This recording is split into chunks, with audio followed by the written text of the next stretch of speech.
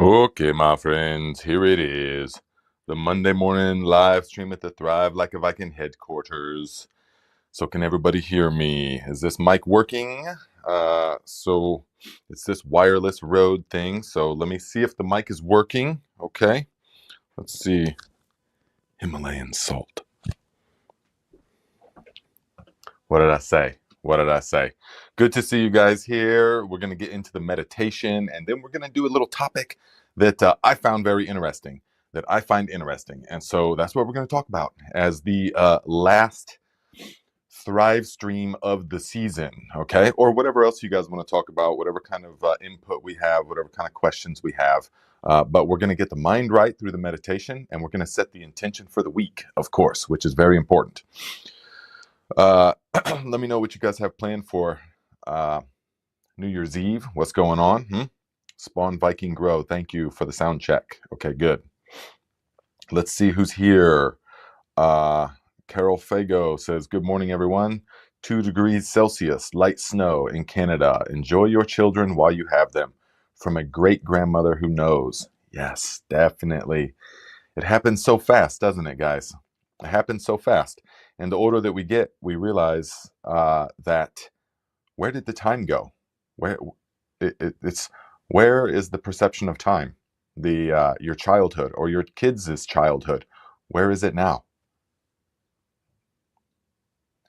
There's only the now. This is there's only the now, my friends. Val says salt. Okay, yes, thank you, Val. Yes. Also, I notice that I didn't answer your question, and you asked several times.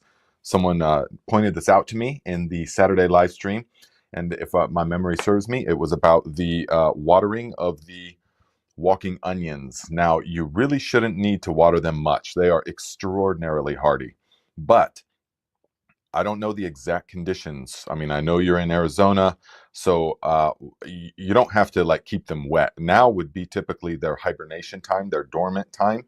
They wouldn't really be growing. So just keep them from becoming like dust. I mean, you don't want, I don't know how it gets where you're at, but you don't want what's up, Scott Miller? Haven't seen you in a while. Have a safe flight. It says boarding in 10 minutes. So Val, you don't have to like wet them as though they're trying to grow, because really they should just be sitting there kind of like garlic. Should not really be growing much. They can grow, that's fine. If they're wanting to grow, then give them some water, but it's not like a sensitive plant. It's not like tomatoes or cucumber. It's nothing like that. I mean, it will pretty much survive so long as you got some mulch around everything. It should be perfectly fine. Okay, so don't worry. They literally are. I mean, we implanted the Viking genetics into them. Okay, so they are literally going to be the hardiest plant in the entire garden by far. Okay, so I hope that answers the question. Rich McGann, what's up, my friend from the UK? Creative Soil says, great morning, Nate and Tribe. Planning on wild swimming on the 1st. Yes, definitely. Scott Miller is heading to the islands. Which island? Huh? Lucia Bora from the Netherlands says, hello, Nate. Hello, Nate, and everybody here. Lots of love for all. Yes, my friend. Thank you for being here. Jamie Copeland. Oh, you guys must be talking about something. Says, I am trying. The amount of fighting that has been going on between the two has me wishing for a different environment. Probably talking about kids. Probably talking about kids. Oh yeah, because Aaron Johnson said, cherish every second. They grow up and always and away sometimes. They grow up and away sometimes. My son still stays home and works to build our homestead, but my daughter will go the day she turns 18, probably. Yeah. Yes, it happens.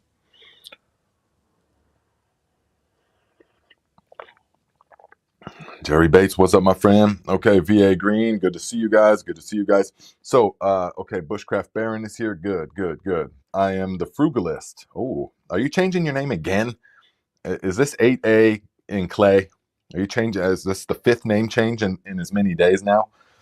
Just kidding. But okay, so we're going to do the meditation, and then we're just going to utilize a mild form of AI, which is ChatGPT, which you all should be familiar with at this point. And then we're going to ask it a couple of questions, and we'll see what it comes up with. And then we'll discuss the the answers, okay? Because I feel it's important.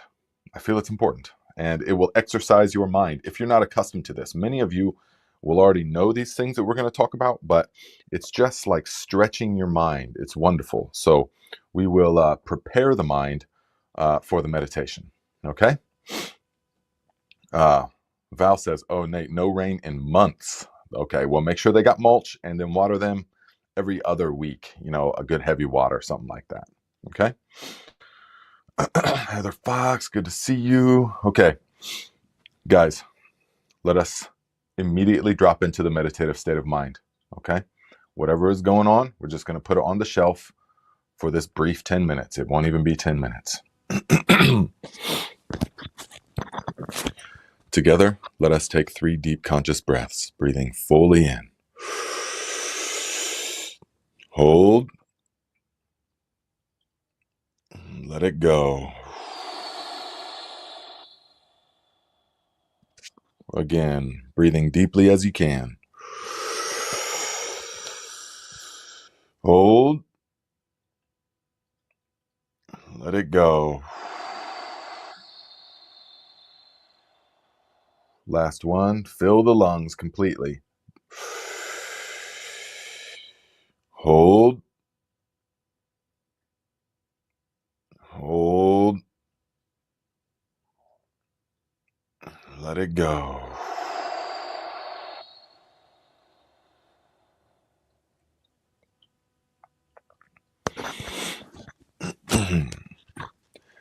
Now allow the body to breathe however it wants to breathe.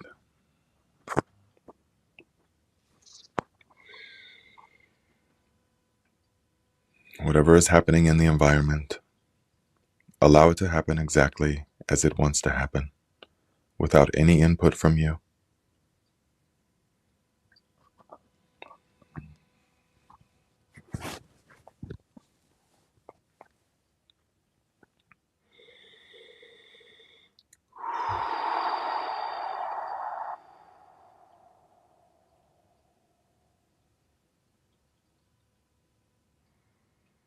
Bring the attention to the inner energy field of the body.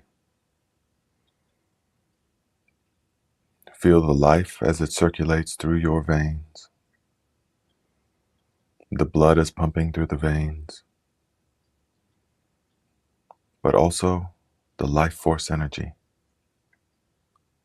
the chi or the ki or the Tao. It is all the flow of energy. Doesn't matter what you call it. It is still there.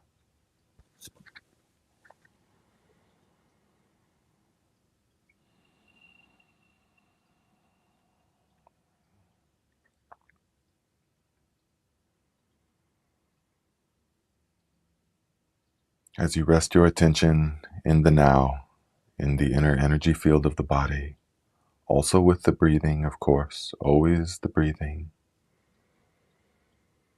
But many of you that have practiced for some time now, you can expand your awareness far beyond the breathing.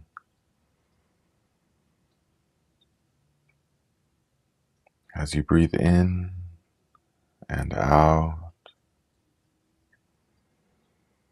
as your chest rises, you can feel the energy around you. You can feel the ether, the toroidal energy field that surrounds and emanates from you.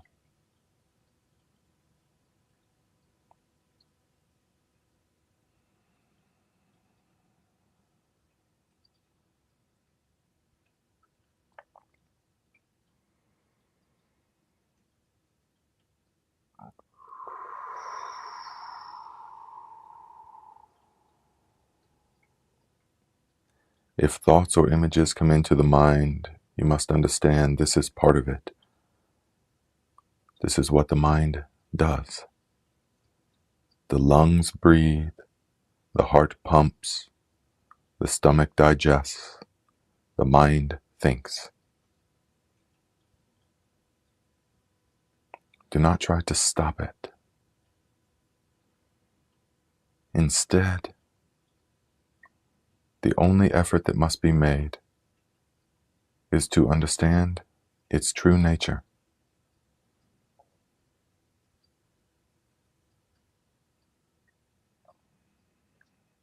When you understand the true nature of the mind, it becomes completely irrelevant what the content of the mind is.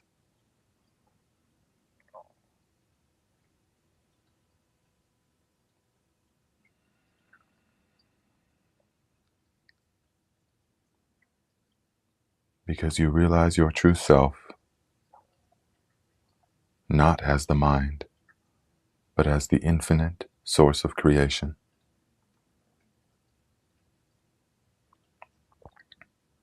Awareness. Whatever is happening, you are there to witness it.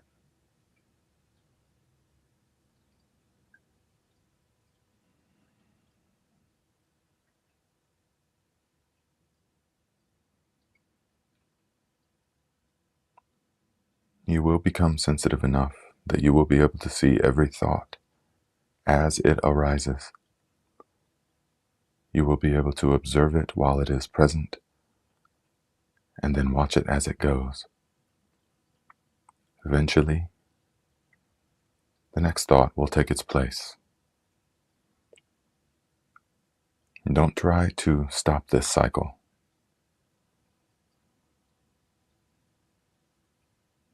It's like trying to stop a river. It will only build up force.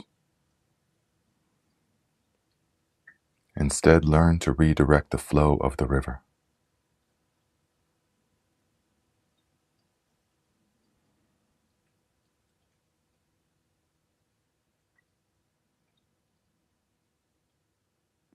Then you will come to find that your thought energy is not separate from the life force energy that flows through your body. And the life force energy that flows through your body is not separate from the life force that flows in the environment that appears to be outside of you. There is no outside of you. There is only you, everywhere, here and now.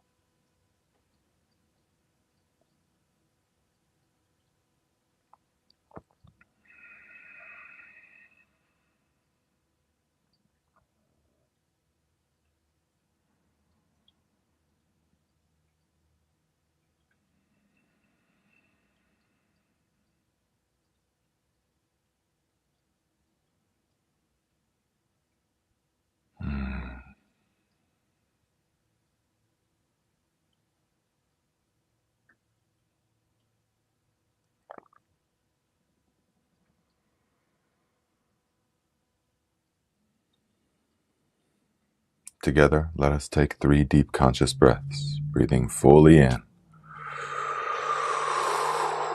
Hold. Let it go.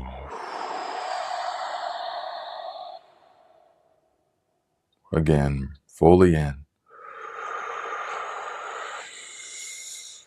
Hold. Let it go. Last one. Breathe deeply as you can. Hold. Hold. Let it go.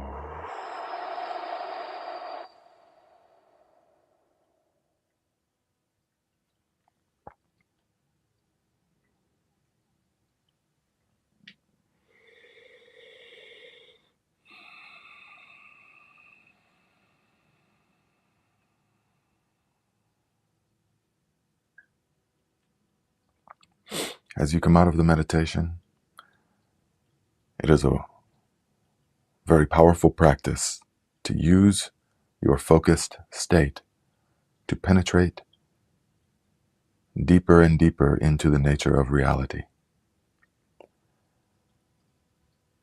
You will see that there is actually no separation between what you consider to be the inner world versus the outer world. All that happens is that you redirect your energy, your attention, and you close your eyes, but nothing has actually happened. It is all here and now. You can never leave the here and now. Never in this entire incarnation will you have an experience that is not here now. Even over there is just a concept, just the same as the future is a concept. All of your experience will take place here.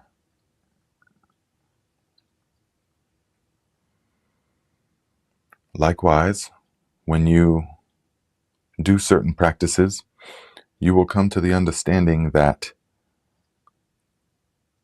all of the distinctions that we make are arbitrary, in the sense of we think in our mind that there are successive days, one day, and then this day is completed, and then something happens, and then there's another day. But this is actually not the case. And if you've done certain practices, you will see that there is actually no difference between what we call one day to the other. All of the distinctions are arbitrary. There's only the now. The sun appears to go away, although now we know that the sun never goes anywhere. So the light and dark cycle, oh, that's what makes a new day. But nothing is actually changing. Nothing is actually going anywhere. It's all still now. If you were to be up for 5 days in meditation, focusing, nothing would change. Your awareness would remain the whole time. The cycles would appear to happen, but any distinction will be totally arbitrary. It's the same with the years. We're saying, well, this is the culmination of a full year, and on to the next year. Those distinctions are totally arbitrary, just like the distinction between the inner world and the outer world, or hours and minutes. It's all completely arbitrary and made up. Yes, it goes off of certain cycles of this or that, but the starting point, there's no starting point in nature. In the natural world, there's no starting point. Everything comes from the causes and conditions that preceded it, and is a new cause and condition for the next thing that appears to come after it. Understand these cycles.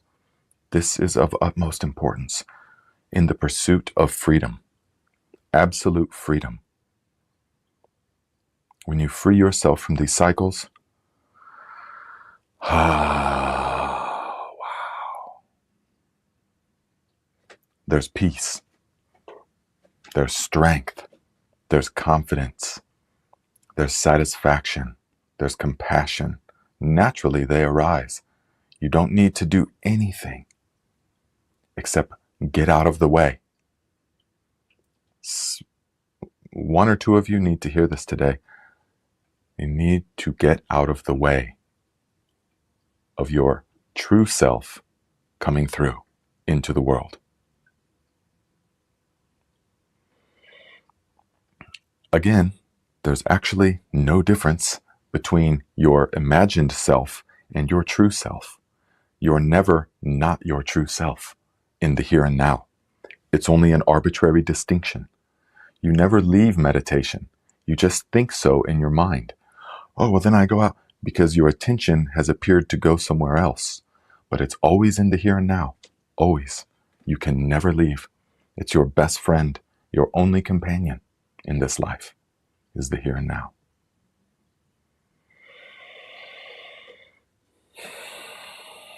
So we can come down a few levels and talk back into the world. Back into the world of, it's the ending of a year and we're beginning a new year. Yes? So, guys, what are some things that you have, what are some things that you have planned for the new year? for the new year. See, we have to talk like this, of course. But what are some things that you want to accomplish in the new year? Let me know. We want to talk about them as well. Okay. So,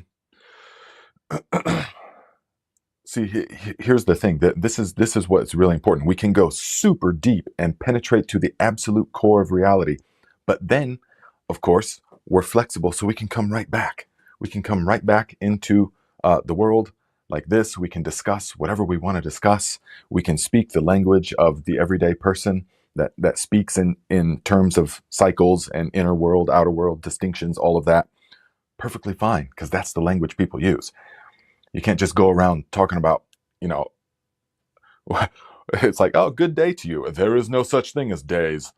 Oh, okay. Well, that's fine. So what time do you want me to be there? There is no time.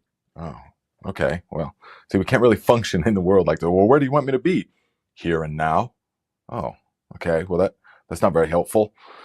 So we have to, it's all paradoxes.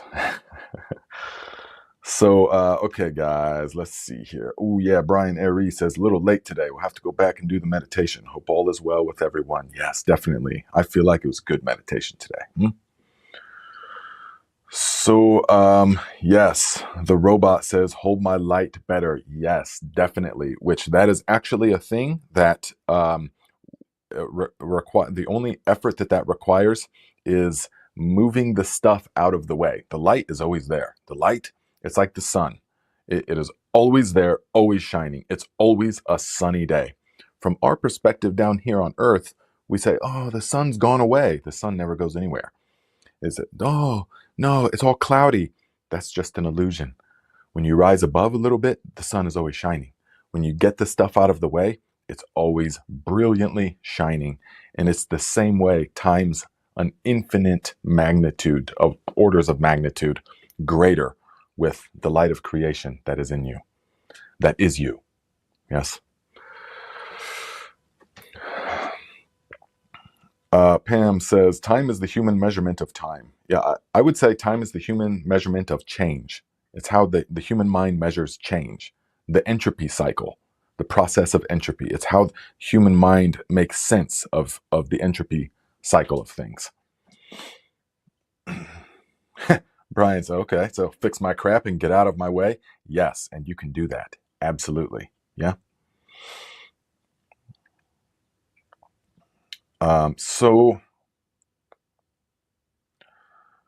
Okay, let's see. Spencer Mountain says, focus on health and creativity, regular habits for both. Nice. Yes, health and creativity, and develop regular habits for both. So the most important thing when we're doing the habits, when we're changing habits about ourselves, is that we use the tool of repetition. This is super important. So if you want to brainwash yourself, and I made old videos on this back in the day, but if you want to brainwash yourself, you can do so easily. The human mind is actually very easy to brainwash, including your own. And what I mean by this is that if you really want something, if you really feel like it's your time to do something, okay, and not just like, oh, in the new year, I'm going to focus on being more healthy. No, if you really want it, you have to do the things that are going to make this happen. So that means, number one, you have to define exactly what you're talking about. So for all of our New Year's stuff, all the things we want to do in the new year, you have to define it. It will not happen by just vaguely saying, I want to be healthier in the new year. Okay, what do you mean by that? What do you mean by that? That can be the overall goal. Say, okay, the goal is to get as healthy as possible, as quickly as possible. Okay, that's the goal. Now, what are the sub goals from there? The sub goals are going to be, okay, my eating. Number one, my eating needs to get on point. So what does that really mean? Well, if you don't know yet what that means, then you need to open yourself up and let yourself be guided to the right sources that will explain to you the way. Yes? Not the one that got you on Facebook targeted ads and stuff. Well, maybe that could be, but not what new pill or diet regimen or stuff, but what things are calling to you from deep within in meditation. This is important. And then you will go about doing it. You have to set a plan, and you have to say, okay, well, here's what I'm going to do. I'm going to start by totally eliminating the foods that I know I should not be eating. I'm not going to rely on my willpower. That will be a losing battle at first. I'm going to wipe the house clean of all the garbage, all the boxed stuff, all of the anything with preservatives on it. I'm going to wipe it all out. Okay. And so then I'm only going to bring into the house things that resonate with the new frequency that I am on my way to becoming. Yes? Because remember, there is no time. There is no time. I know it's tricky, but if you can see it in your mind, it's already happened. That's why you can even see it. So if you can truly define it in your mind, envision it, this healthy, thriving, confident, strong, healthy, happy you, if you can see it in your mind strongly, clearly, it's already there. And so just allow yourself to embrace the things that are going to come your way. If that's your goal, if it truly is, and it's your time, and not your time to just, talk about it. And I'm not talking about just you, spinster. I'm talking about everybody. If it's actually your time, then you will be compelled to do these things that will bring you to the vision that you have in your mind. But you must hold the vision. This is what's important. You must define it. Number one, you have to define it. And in words, yes, that can be helpful, but words are only helpful in so much as they create the image in the mind. That's all that actually matters, is the image in the mind. Words are very helpful at first to help create the mental image. This is why once you start understanding the power of the mind and you use these tricks, not tricks, but you use these laws, like using the laws of physics, it's using the laws of the mind. Once you begin using these, it blows your mind how receptive the human mind is. And you also get to the understanding eventually that the human mind stores information as images. It stores information as images, not as words. We think thoughts. Oh, thought. The information is stored as images. And when you understand that your perception comes from the images that are in your mind, you understand how powerful media is. Movies and commercials and social media, everything that you're seeing, you understand, whoa, that is unimaginably powerful. Turn it off, throw the television out of the house. As soon as you start realizing that, you will never again, you will not be allowing that into your mind, because through repetition, it will become the image in your mind. Yes? Advertisers know this, of course. Behavioral engineers, behavioral scientists, they're all working. It's all part of it. It is all part of it. So it starts by defining it. So if you guys are serious about it, make it happen this year, okay? No more just, what's your New Year's resolution? I want to get healthier. Oh, okay, what's that mean?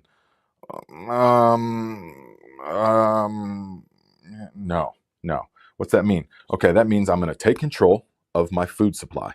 I'm going to begin putting things in my body that are alive. I'm going to not purchase anything that is in that has an ingredient list. Really, just a 5 ingredient maximum. Okay, anything more than that, and you need to be making it from scratch. I know it's a lot of investment. But what could be more important? The only actual commodity, the only actual wealth that we have is our health, and our satisfaction of mind. And this all comes from what we put in the body. And what greater gift could you give to your kids than the best possible start in life by giving them the healthiest, most nourishing things that they can possibly have? If they want to go on after that and do their own thing and destroy their own body, that's their path. That's their path. Everyone comes here to explore their own path. But you can give them the best possible start to that, so that at least you can say, hey, this is what I felt compelled to do, was to give you the best.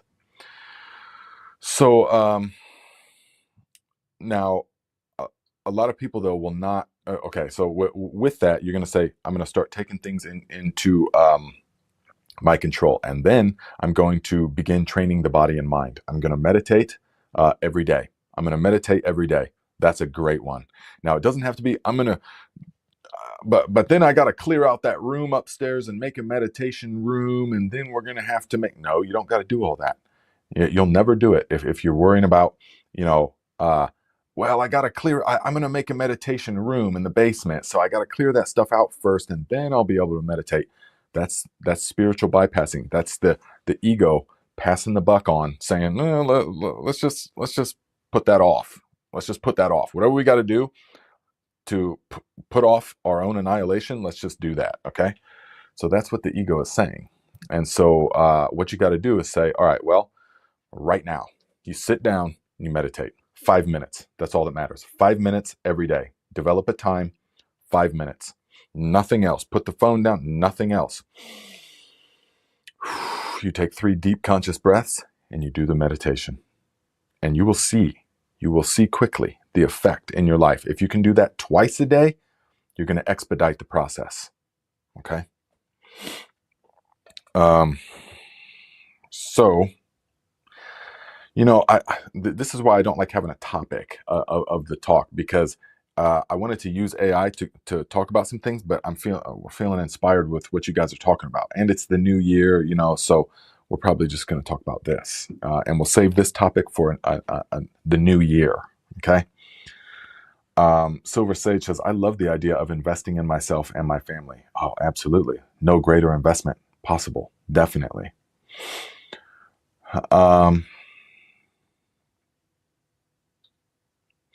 Let's see. Val says, my husband developed some heart problems, so fixing that is number one. After he's better, then remodel my 1960s kitchen.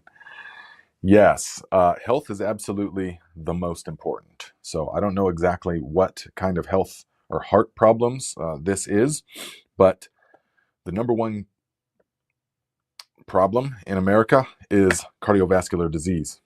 Yes, cardiovascular disease. So what can we do? You immediately have to think, what can we do? Okay, starts with what you put in the body. Yes, definitely.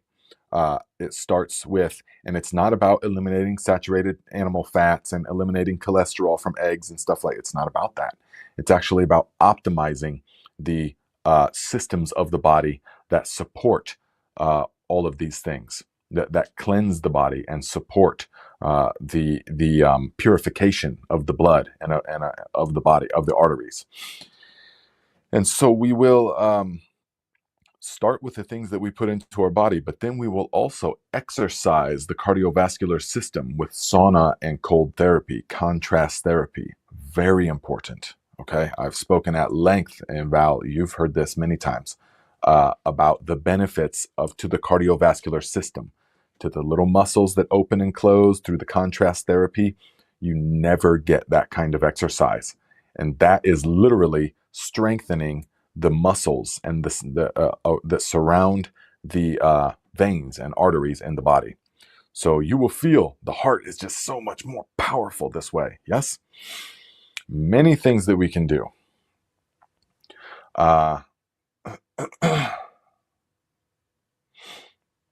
Let's see.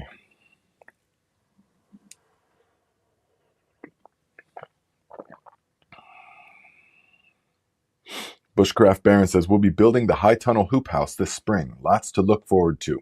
Food bursting with flavor, absorbing the life force. Yes, guys, it is amazing. It is so amazing. Remember, it's all about transmutation. Remember this? It's all about transmutation, okay? How many of you can take a handful of well-made fresh compost and you smell it, wow, and it just smells so rich. You can just smell the minerals and the life force that is in that compost. Or you go to the forest floor and Wow. And it's just, it doesn't smell foul. It smells amazing and inviting. Yes. But remember, we cannot take that compost and rub it all over ourselves and absorb those minerals. We just can't.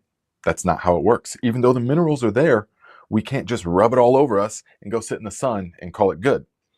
Likewise, we can't just eat handfuls of that compost and, well, we're good. We got the minerals.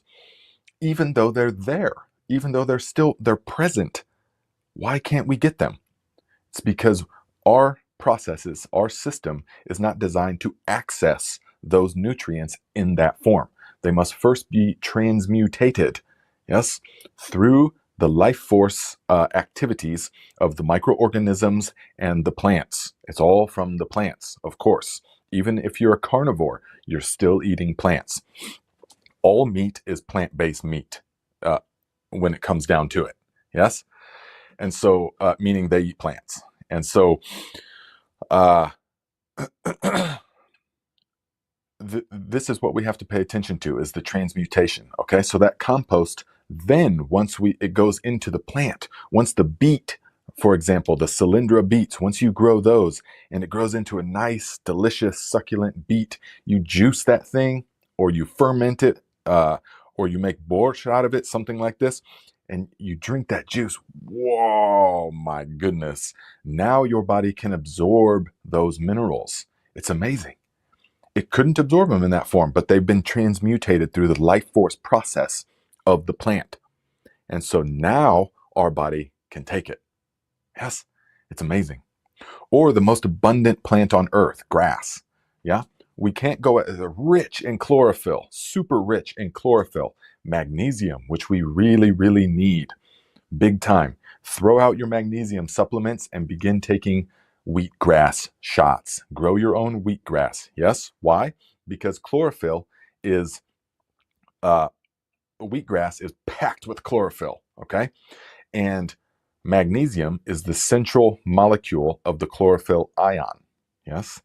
And so it can be rich in chlorophyll, in magnesium. And so we can take the wheatgrass shots, but we can't just go out and eat grass because we're not designed for that. Even though there's tons of minerals and nutrients and life force and sun energy, all of it's in the grass, our system is not designed to eat the grass. And so we let the cow eat it first, or the bison, or whatever it is, eat the grass first.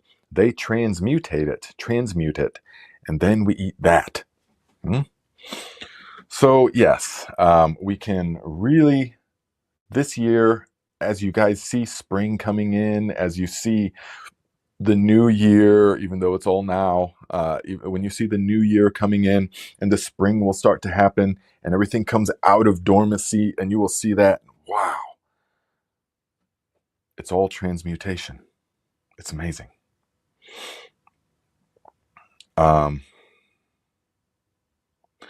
So Silver Sage says, Nate, we have absolutely done a clean sweep from toxic cleaners, fabrics, and foods, going through a purge of material things that are not loved. Minimalism, getting rid of clutter, feels good. It does. It does feel good.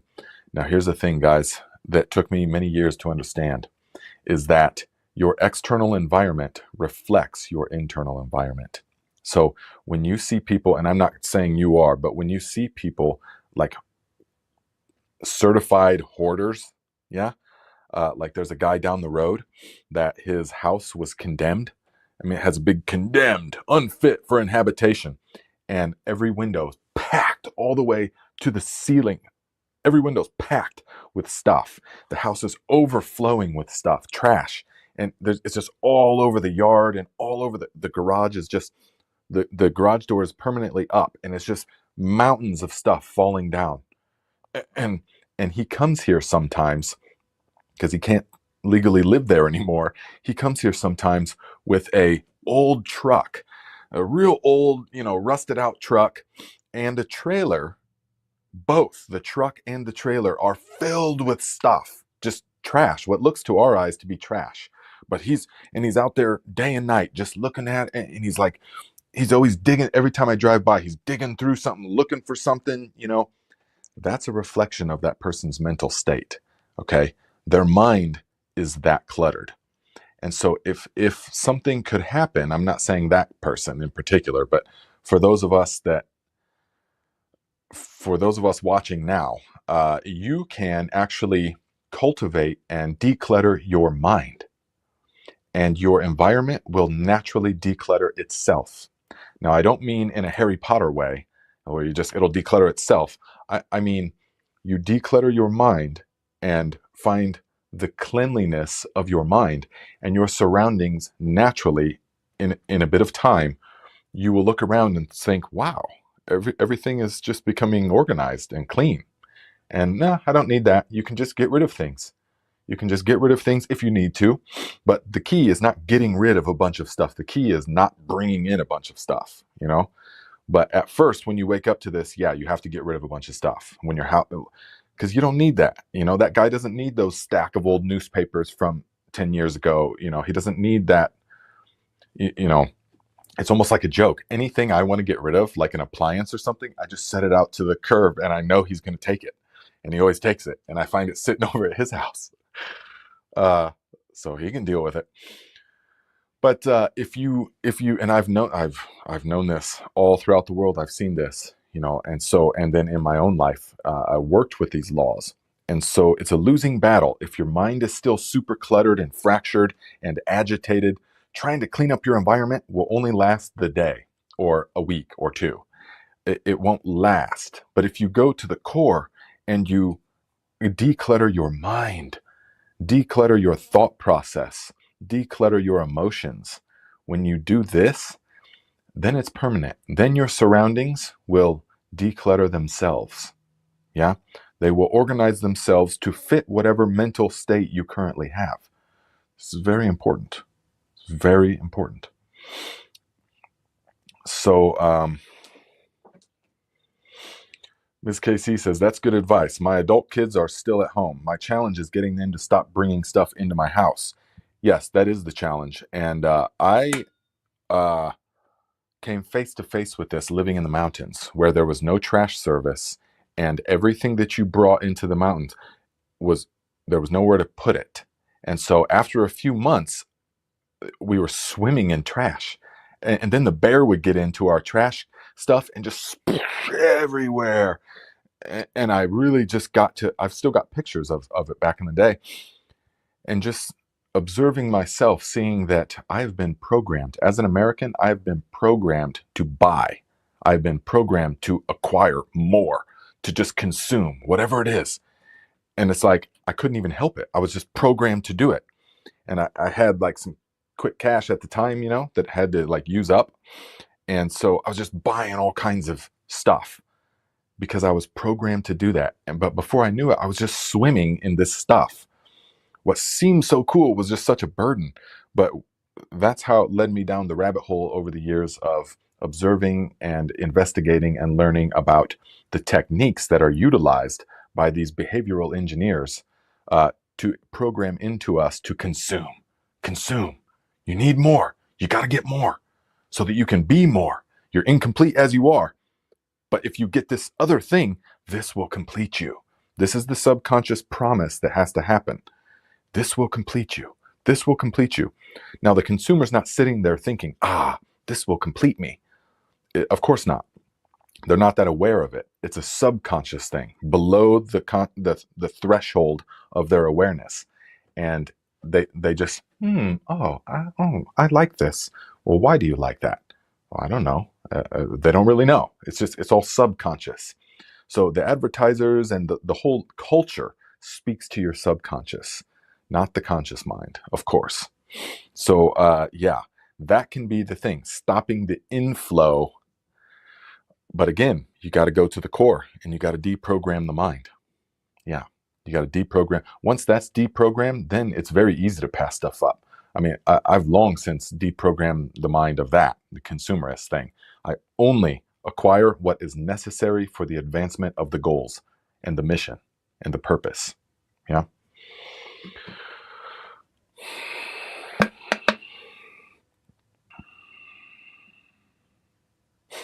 Spencer Mountain says, I have always kept things clean and organized. Clutter makes me anxious. Nate, you're enabling your neighbor's addiction. Well, if it ain't from me, he's going to get it from somewhere else. No, I know. It's only been a couple of things, but maybe he's a junker. He probably also is like the guys that go around and get debris or like metal and recycle it for $20 or whatever. He's probably that, except he just can't let go of it. He just gets it and then like puts it there or whatever. So, ooh, yeah. Spencer Mountain says, yep, I take everything to the dump myself. It sucks how much waste one person and a dog can create. Another thing to work on, everything comes in packaging. Exactly. Everything comes in packaging. This is very true. Now, when it comes to our food, which is the biggest place for packaging, we really want to ideally buy things that don't have packaging. It's like I remember the saying, it's not about reading labels, it's about getting things that don't even have labels. That's the ideal, fresh stuff, real stuff, or bulk things. Essentially, that's a way of saying making things from scratch. Yeah. You're not buying the can of Amy's, even though it's organic, the can of Amy's soup, you're purchasing the red lentils and the garam masala spice or the curry powder or whatever it is. You're purchasing these things with the ghee, with the coconut oil, and you make them from scratch. Real, yes? That's the kind of thing that we're talking about.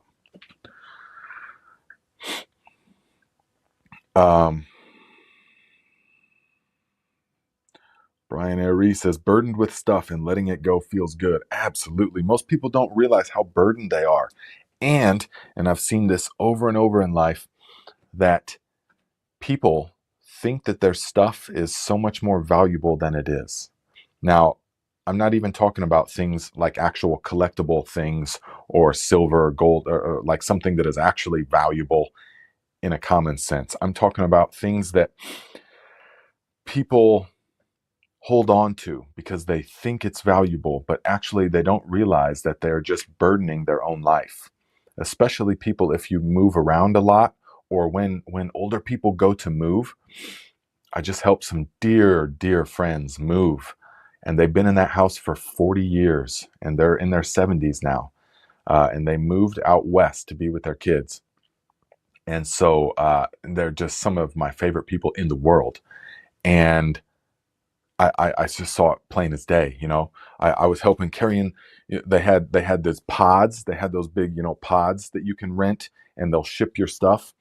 And we were just boxes and boxes of just books, and seeing, oh no, let's keep that. Let's hold on to that. And then you put it all into the pod, and you realize that all of it could just go away, and they'd be perfectly fine. Nothing would happen. They probably wouldn't need almost all of it in their new life, but yet they might need it, or it's just it's a wild thing. It's really a wild thing. And so we can see this in our own life. If you're objective enough, you can see it in your own life. And thinking that things will have so much value, but then they don't. Yeah. Working so hard to maintain this thing because my grandparents had this, so now I'm going to have this and my kids are going to value it. But then they just don't. What if they just don't value it? What if they just sell it and move on with their life when you're gone? So that's all. It can just help you to relax and say, you know what is the actual importance of this thing? It's the energy that I've invested into it that is important to me. But objectively valuable or important, not really. Not so much. It's just not.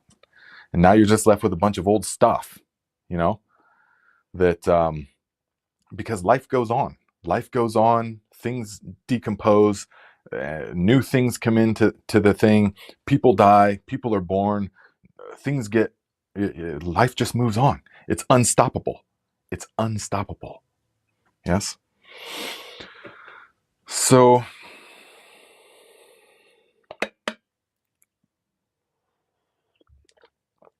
that's exactly right. What I'm talking about, VA Green. When they're gone, their kids will put it in a garage sale and sell it all for $150. Yep, they will. They will. And that's not like oh my gosh, they're rude little kids. No, it's just that they placed an exaggerated importance on like boxes of stuff, books and stuff like that. I'm just using them as an example. Of course, this is very, very common theme amongst people's life. But they will just get rid of it. I mean, even little collectible things and stuff, even family farms. I've seen this several times, that a farm is in a family for generations, and then the new kids get it. The this generation kids get it instantly. They see the dollar signs. You mean I could get $5 million for this property? Gone in a heartbeat. Gone. That's it. And they move to the city with their money. And then it's like, oh, all that struggling that I did, all those sacrifices I made, and they just sold it and moved on. Yes, that's the reality of it. That's the reality of it. I know, it's tough to swallow. Happens all the time. Not necessarily, doesn't have to, but it does happen all the time. And I've seen this all throughout the world with people. So it helps us to just keep things in perspective. Just keep it in perspective. And to it's all about your mental peace and health, and your physical health, and the time you spend together. This is what is most important, not the sacrifices that you made to keep this possession or that possession so that they could then just sell it, or it could be someone else's burden. Here's a bunch of this old collectible stuff. Oh, thanks.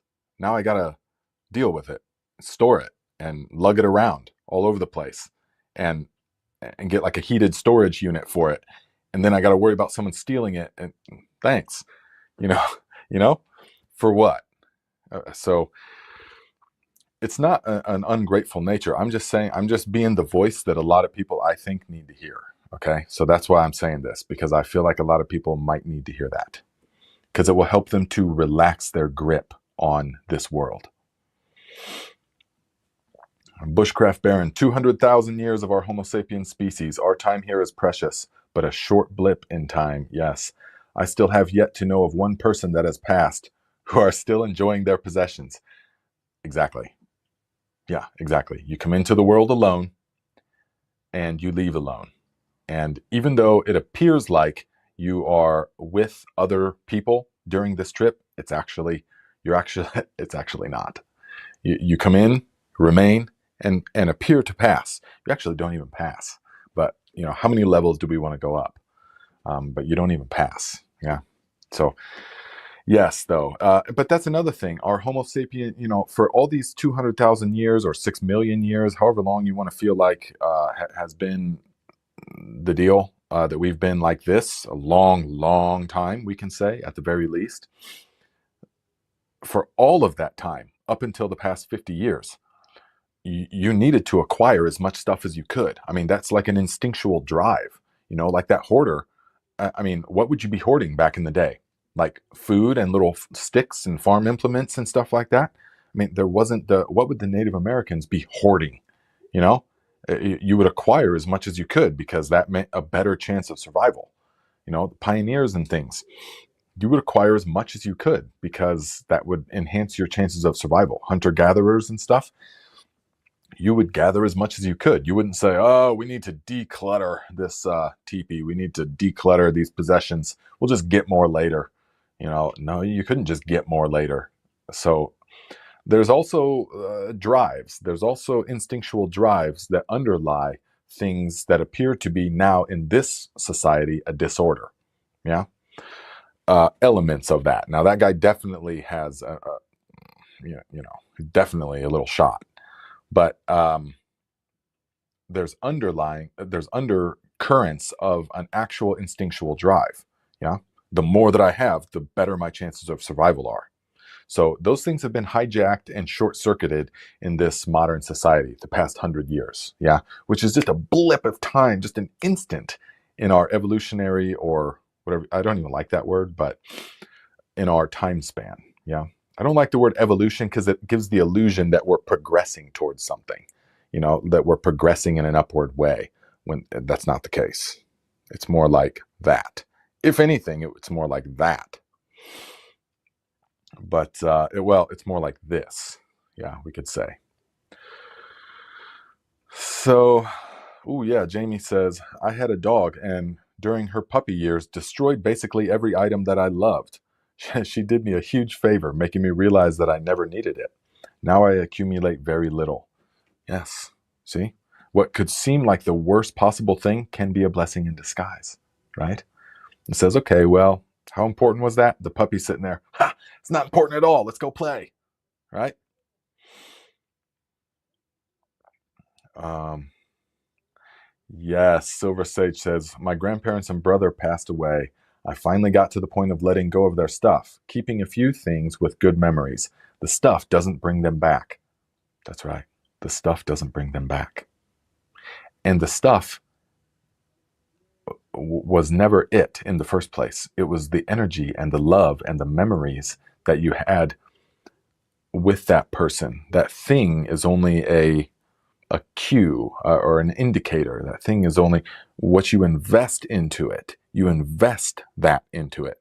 The human mind is a meaning generator machine. It generates meaning and then infuses it conceptually into artifacts, relics, and then says, well, that relic has this meaning. Oh, okay, well, but the meaning is actually, it's all here anyways.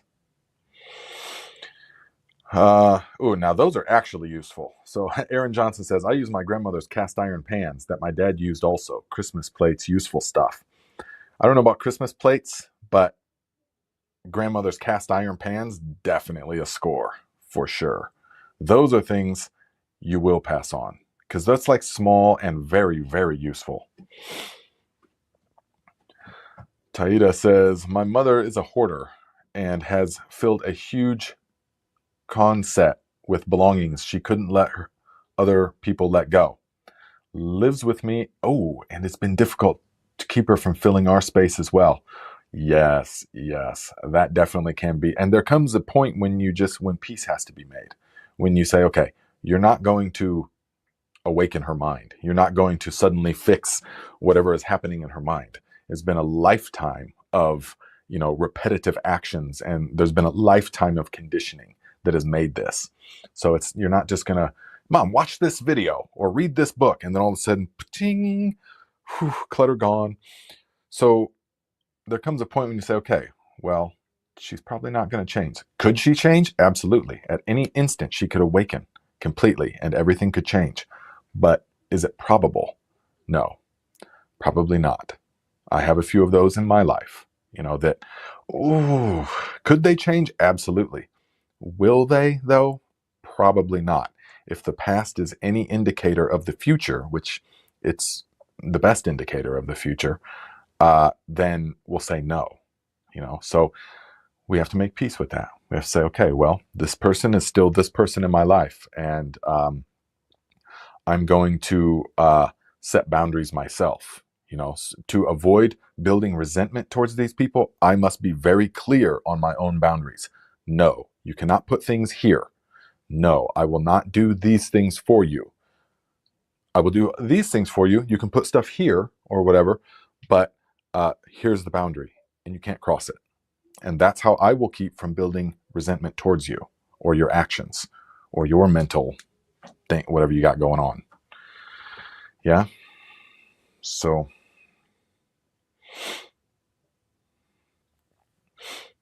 Grubster says, my only never married son passed away 6 weeks ago. I am a 71-year-old mother with late ADHD with my own stuff. So much nonsense to deal with for crap I don't need. Ooh, yes, definitely. Sorry to hear that. Fortunately, you got to spend probably a great several decades with this person, which is fantastic. So we are thankful for that. But yes, could you imagine some of you guys? Can you imagine if you passed away right now? What you would burden your loved ones with? If you just right now, lights out, that's it. Now, think of the loved ones in your life that are going to have to come and deal with that. That yes, got it. So think of the loved ones that are going to have to deal with that. Yeah. It was my neighbor at my dad's house where he used to live about 15 years ago. He was a Vietnam vet and a severe alcoholic. Every day, all night. Waking up every few hours. Had the fire guts and stuff going on. And he had kids, but they didn't really want to talk to him, because he burned all those bridges, as alcoholics tend to do. He burned all those bridges. None of his kids wanted to talk to him or have anything to do with him. So he got in his truck. Okay, he made the house all nice, cleaned up everything, got in his truck, drove down to the rock quarry, and put plastic all over everything, and put a bullet through his head, so it just went out the back window, like that. And they found him like that because he went as little stress on them as possible. He wanted to give them as much as he could, I guess. It was a trip. When that happened, it was like, what? Just like that. Gone. So,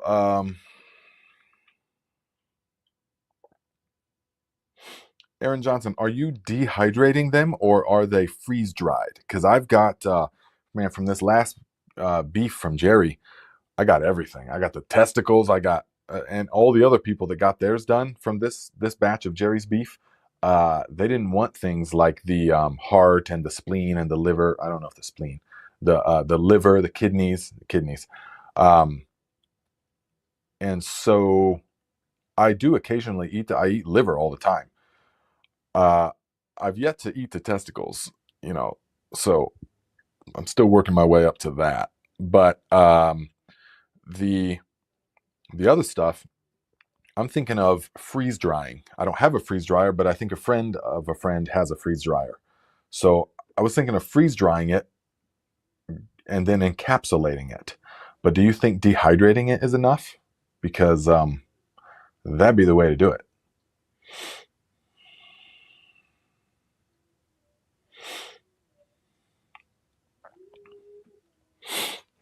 So Lita No says, amazing.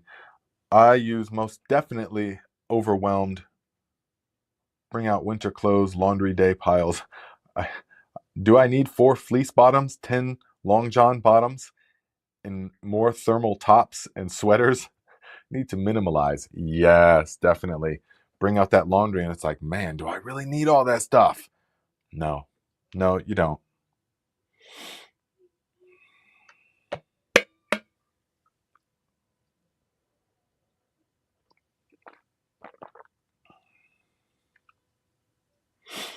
Nonsensical Nonsense says, we struggle with the bedroom clutter. The idea of it being a pointer to our inner self is definitely resonating.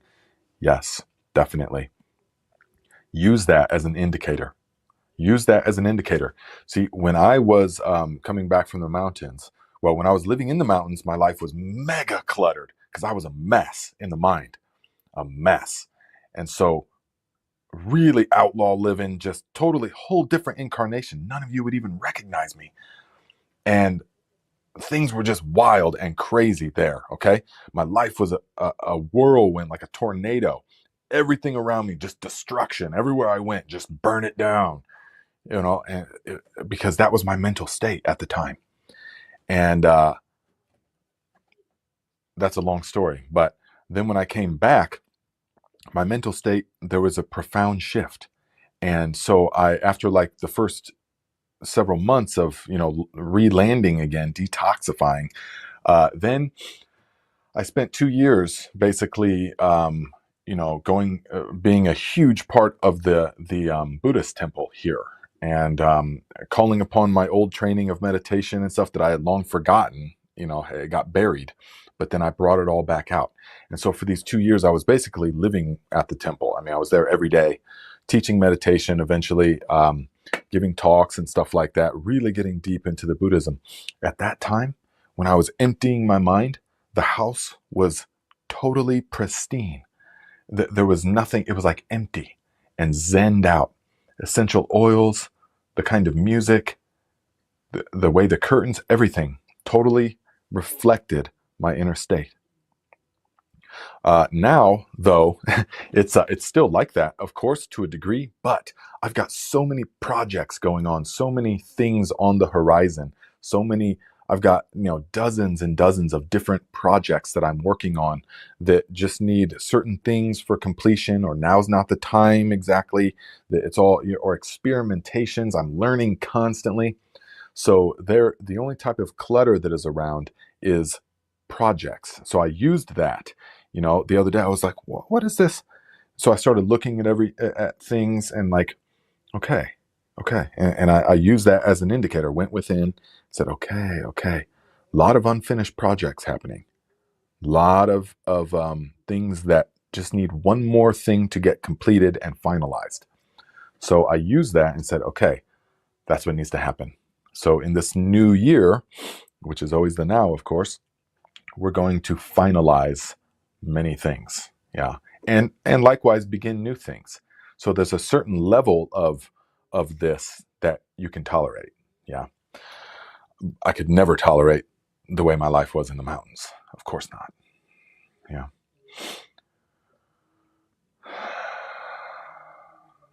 Oh, VA Green says, my kids would have thrown the cast iron pots away because you can't use them in the microwave. Oh, that hurts. That hurts. That's right, Ms. T. The stuff was only the connection. The stuff was the indicator. The connection was all right here, of course. I know what you mean. But the stuff was only the pointer. It only pointed the way. Yeah. The connection is here, always was. So, okay, guys. This is the end of this. So this is the last one for this year. Okay. And then we're going to start next year. So we will be right back here next week at the same time, same place. Maybe we'll talk more about New Year's resolutions kind of thing, but we'll save this one for later because it might not, well, we'll just save it for later. Okay. So thank you guys for being here, and we will see you next week. Yes? Infinite Spirit goes before me and opens the way. Infinite wisdom tells me what to do and what to say. Infinite Spirit goes before me and opens the way. Infinite wisdom tells me what to do and what to say. Infinite Spirit goes before me and opens the way. Infinite wisdom tells me what to do and what to say.